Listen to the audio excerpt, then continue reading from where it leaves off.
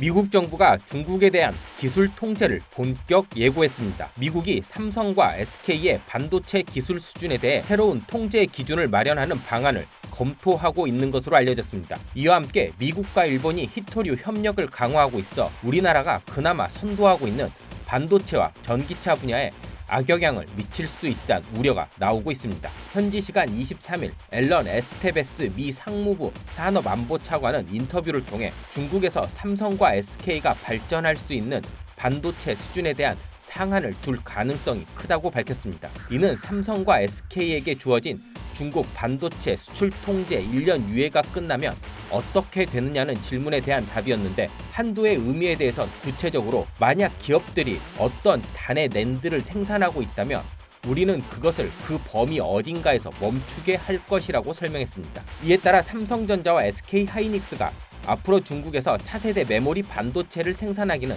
사실상 불가능해질 것으로 보입니다. 삼성전자 반도체가 중국에서 약 40%, SK하이닉스도 품목에 따라 다르지만 비슷한 생산 비중을 가지고 있어 미국이 실제 이 조치를 시행할 경우 좋든 싫든 영향을 받을 수밖에 없습니다. 그리고 오는 10월 이후 유예 조치를 더 연장해 줄지에 대한 여부는 언급하지 않았습니다. 전기차 분야 역시 상황이 녹록치 않습니다. 미국과 유럽이 본격적으로 중국산 원료에 대한 견제를 시작했는데, 전기차 분야 소재에 중국 의존도가 높은 우리 자동차 기업들의 자칫 치명적으로 작용할 수 있기 때문입니다. 실제 우리나라는 히토류 자체는 물론 중간 단계 소재에 대한 중국 의존도도 높습니다. 문제는 중국에서 수입을 하지 못할 경우 대체할 방안이 마땅치 않다는 겁니다. 히토류 중간 소재를 만드는 국내 산업시설은 거의 전무한 데다 기술 기반, 환경 문제에 대한 인식 등 넘어야 할 산도 한두 개가 아닙니다. 이런 가운데 미국과 일본은 히토류 동맹을 강화하고 있습니다. 미국 내 유일한 히토류 생산 업체인 MP 머티리얼스가